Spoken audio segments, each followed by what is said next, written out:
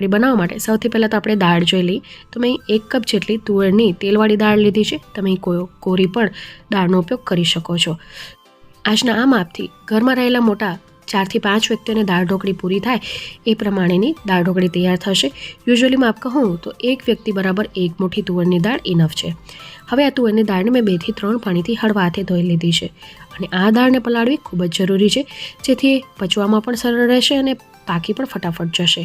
તો 3 કપ જેટલું પાણી નાખીને આપણે આને 20 મિનિટ સુધી સાઈડમાં મૂકી દઈશું. હવે જ્યાં સુધી દાળ પલળે છે ત્યાં સુધી આપણે ઢોકળીની તૈયારી કરી લઈએ. તો અહીં મેં ત્રાસની અંદર પોણા કપ જેટલો ઘઉંનો રોટલીનો લોટ લીધો છે. આ દાળ ઢોકળીની રીત મેં મારા મમ્મીજી પાસેથી શીખેલી છે અને એમની દાળ ઢોકળી ખૂબ જ સ્વાદિષ્ટ બને છે.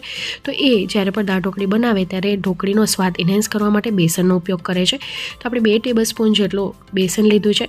ઢોકળી પચવામાં સરળ રહે એટલે 1/4 ટીસ્પૂન જેટલી હિંગ, 1 ટીસ્પૂનથી થોડું ઓછું મીઠું અને ½ ટીસ્પૂનથી થોડી ઓછી હળદર પાવડર નાખી છે.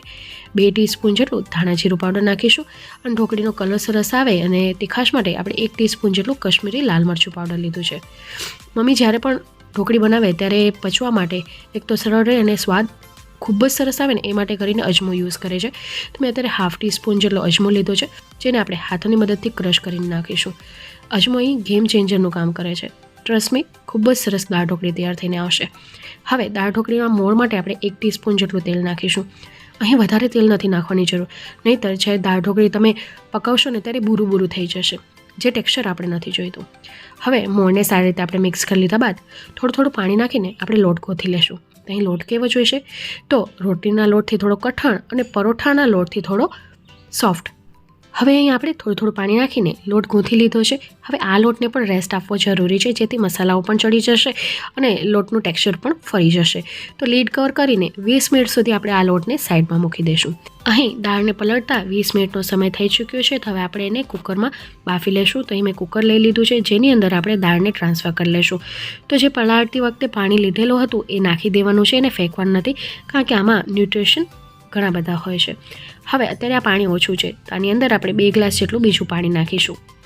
અને તમે જોશો કે આપણે વિસ્કરનો ઉપયોગ કર્યા વગર પણ દાળ આપણી કેટલી સરસ બફાઈ જાય છે અને કુકરમાંથી બહાર પણ નહીં નીકળે. હવે થોડા મસાલા કરી લેશું. તો સ્વાદ અનુસાર મીઠું નાખ્યું છે, ½ ટીસ્પૂન જેટલી હળદર પાવડર નાખી છે અને સાથે 1 ટીસ્પૂન જેટલું ઘી નાખીશું. ઘી નાખવાથી ફ્લેવર તો સરસ આવશે, સાથે દાળ પાકતી વખતે એ કુકરની સીટીમાંથી બહાર નહીં આવે પાણી. હવે આને આપણે ગેસ ઉપર ટ્રાન્સફર કરી લીધું છે. અત્યારે આપણે ઢાંકણ નથી ઢાંકવાનું. અત્યારે એક ઉભરો આવે ત્યાં સુધી આપણે દાળને પકવી લીધી છે. તો એક ઉભરો આવ્યા બાદ તમે જોશો કે દાળ ઉપર આવી રીતની ફીણ વળે છે. તો આ ફીણને કાઢવી ખૂબ જ જરૂરી છે. ફીણ કાઢી લીધા બાદ 2 ડાળી આપણે લીમડાના પાન નહીં નાખીશું.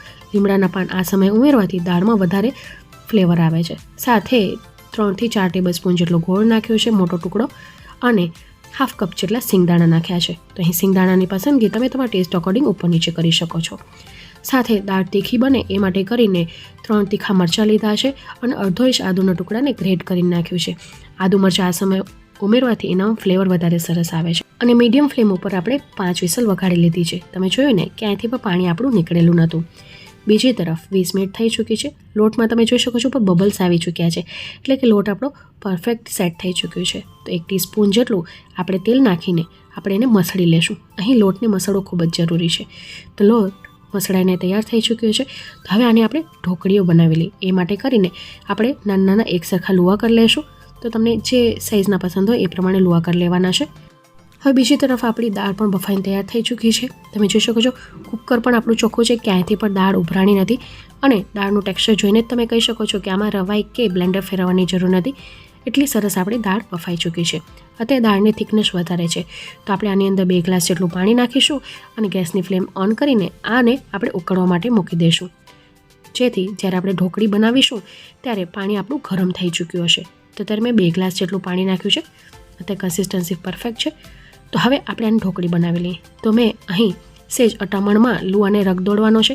વધારે અટામણ નથી લેવાનું, નહીંતર ઢોકળી છે કોરી બને છે, ડ્રાય બને છે. ફક્ત આપણે વણી શકીએ એટલું જ અટામણનો ઉપયોગ કરવાનો છે. હવે ઢોકળીની થિકનેસ તમે અહીં જોઈ શકો છો. ના તો બહુ પાતળી છે, ના તો બહુ ઝીણી છે. તો આવી આપણે ઢોકળીની સાઇઝ રાખવાની છે. બહુ પાતળી રાખશો તો એટલી ખાવામાં મજા નહીં આવે અને જાડી રાખશો તો એ અંદરથી કાચી રહી જશે. હવે અહીં આપણે બધી ઢોકળીને વણીને તૈયાર કરી લીધી છે. એક તવો ગરમ કરવા માટે મૂકી દીધો છે. ગેસની ફ્લેમને મેં સ્લો રાખી છે. અહીં આ ઢોકળીની રોટલી ઉપર સ્પોટ નથી લાવવાના, એટલે કે આપણે શેકવાનું નથી થેપલાની છે, ફક્ત આવી રીતે વ્હાઇટ સ્પોટ આવે એ રીતે આપણે એને પકાવવાની છે. તમને ક્લોઝઅપ લુકમાં બતાવીશ. ફક્ત આવી રીતે ઉથલ પાથલ કરીને કરવાનું છે. આમ કરવાથી ઢોકળી જ્યારે તમે દાળમાં નાખશો તે છૂટી છૂટી બનશે અને ફટાફટ ચડી જાય છે. તો આવી રીતે આપણે ઉથલ પાથલ કરીને બધી ઢોકળીઓને શેકી લીધી છે. અહીં વધારે ઢોકળી શેકાઈ ન જાય એ વાતનું પણ ધ્યાન રાખવાનું છે, નહીંતર એના જ્યારે કાપા પાડશો ને તો એ બૂરું બૂરું થઈ જશે, ચોરસ પીસમાં નહીં આવે. અને આવી રીતે શેકીને લેવાથી દાળ ઢોકળી એકબીજામાં ચીપકતી નથી અને પાકતી વખતે સમય પણ નથી લાગતો. તો અહીં આવી રીતે મેં બધી ઢોકળીઓને શેકી લીધી છે. દાળ પણ આપણી ઉકળી ચૂકી છે, તમે જોઈ શકો છો. તો આ સમયે હજી મેં 1 ગ્લાસ જેટલું આની અંદર પાણી નાખી દીધું છે. અને હવે દાળ અત્યારે આપણી ગરમ છે, તો આ સમયે થોડી કોથમીર નાખી દઈશું. એનો ફ્લેવર આ સમયે નાખવાથી વધારે સરસ આવે છે. હવે આનામાં આપણે જે ઢોકળી તૈયાર કરીને રાખી છે એ નાખીશું. તો બધી ઢોકળી આપણી શેકાઈ ચૂકી છે, તો આવી રીતના આપણે કાપા પાડી લેશું. તો તમે જોઈ શકો છો ફટાફટ કાપા પડી રહ્યા છે અને આ ઢોકળી એકબીજામાં ચીપકશે પણ નહીં. સાથે સાથે તમે જેવી દાળમાં નાખશો એટલે જે ઢોકળી છે એ ઉપર તરીને આવે છે. એટલે એનું પરફેક્ટ સાઇન છે કે જ્યારે ઢોકળી પાકી જાય ત્યારે તરીને ઉપર આવી જાય છે. તો અહીં હું તમને એક ટુકડો પણ બતાવી દઈશ. તમે જોઈ શકો છો, ના તો બહુ જાડી ના તો બહુ પાતળી એવી આપણી ઢોકળી તૈયાર થઈ છે. અને આવી રીતે તમે ઢોકળીને કટ કરીને એક ભેગી પણ નાખી દેશો ને તો પણ એ એકબીજામાં ચીપકશે નહીં. હવે તમે જોઈ શકો છો દાળ ઉકળી રહી છે અને આપણે એક એક કરીને ઢોકળી નાખતા જઈશું. અહીં આપણે એક ભેગી પણ નાખી દઈશું ને તો પણ નહીં ચીપકે. તમે જોઈ શકો છો હું એક ભેગી સામટી નાખી રહી છું અને તળિયે જઈને ઉપર તરવા લાગી છે. તો હવે જ્યાં સુધી બધી ઢોકળીઓ તરીને ઉપર નથી આવતી ત્યાં સુધી આપણે પકાવવાની છે. તો આ પરફેક્ટ સાઇન છે કે દાળ ઢોકળી પાકીને તૈયાર થઈ ચૂકી છે. તો અહીં તમે જોઈ શકો છો ધીરે ધીરે બધી ઢોકળીઓ ઉપર આવવા લાગી છે.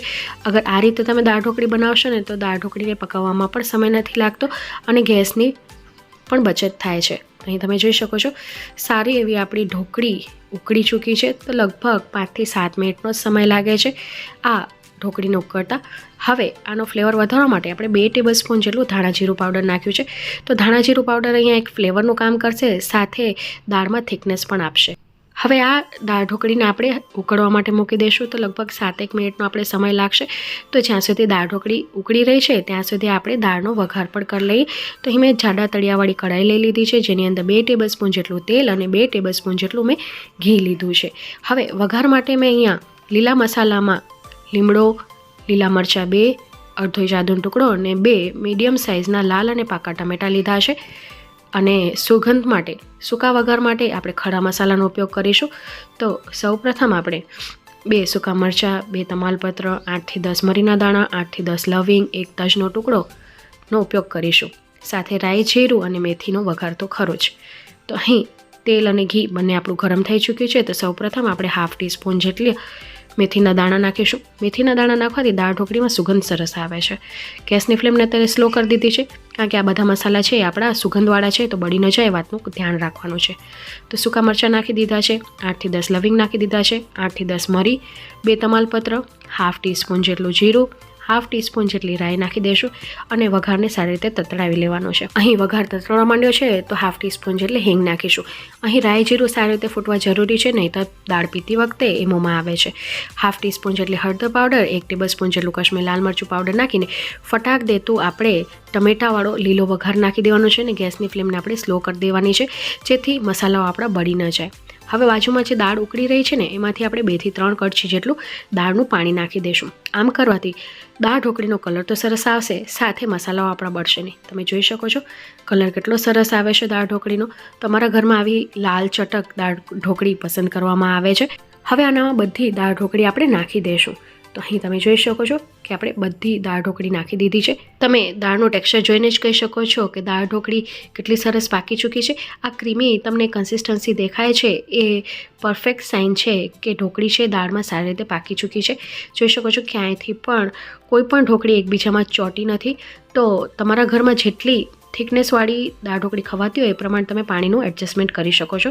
અત્યારે મને આ ઢોકળી વધારે ઘાટી લાગી રહી છે, તો આ સમયે મેં ગરમ પાણીનો ઉપયોગ કર્યો છે. ફ્રેન્ડ્સ, અહીંયા એક વસ્તુનું ધ્યાન રાખજો, ઠંડા પાણીનો આ સ્ટેજ ઉપર ઉપયોગ નથી કરવાનો. તો 1 ગ્લાસ જેટલું મેં ગરમ પાણી નાખીને 3 મિનિટ સુધી આ દાળને ઉકાળી લીધી છે. તો 3 મિનિટ બાદ આ દાળ ઢોકળી તૈયાર છે સર્વ કરવા માટે. તો તમારા ઘરમાં જેટલી થિકનેસની દાળ ઢોકળી ખવાતી હોય એ પ્રમાણે પાણીનું એડજસ્ટમેન્ટ તમારે કરવાનું છે. હવે આ ઢોકળીને આપણે સર્વ કરી લીધી છે. તો તમે ધૈર્યસ ક્રિએશન ગુજરાતી ચેનલ પર છો તો કંઈક હટકે તો ખરું જ ને. તો દાળ ઢોકળીને સર્વ કરવાની મારી પણ એક અલગ રીત છે, જે તમને સૌ કોઈને ભાવશે એ ખાતરી સાથે કહું છું. તો સર્વ કરતી વખતે ઉપરથી થોડી કોથમીર, ઘી વગર તો દાળ ઢોકળી અધૂરી છે, તો આપણે 1 ટીસ્પૂન જેટલું ઘી નાખીશું. અને અત્યારે હું આનામાં રોગન નાખી રહી છું. રોગન એટલે કે કોઈ પણ ગ્રેવી કે લસણની ચટણી ઉપર જે તેલ તરી આવે છે ને હોટલની ભાષામાં રોગન કહેવામાં આવે છે.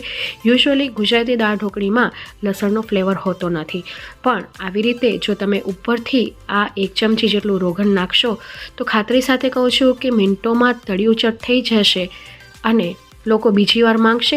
ઓછી જ પડવાની છે આ દાળ ઢોકળી, એ ખાતરી સાથે કહું છું. તો આ લસણની ચટણીની રેસિપી મેં મારા ચેનલ ઉપર વહેલા શેર કરેલી છે, ઉપર આઈ બટનમાં લિંક આપી દઈશ. તો આ એ તેલ છે, રોગન છે, જેને આપણે આવી રીતે 1 ટીસ્પૂન જેટલું ઉપરથી નાખીને ગરમા ગરમ સર્વ કરીશું. તો ફ્રેન્ડ્સ, આજની અમારી મહેનત તમને કોઈ પણ કારણોસર ગમી હોય તો પ્લીઝ મને સપોર્ટ કરજો. મને સપોર્ટ કરવા માટે તમે મારા વિડીયોને લાઇક, શેર, ચેનલને સબસ્ક્રાઈબ કરી શકો છો. બાજુમાં આપેલી બેલ બટનને દબાવીને ઓલનું નોટિફિકેશન દબાવજો, જેથી મારે આવનારા વિડીયોઝની નોટિફિકેશન તમને મળતી રહે. હું ફરી મળીશ હજી એક આવી જ નવી રેસિપી સાથે. ત્યાં સુધી આવજો, bye, take care, thanks for watching.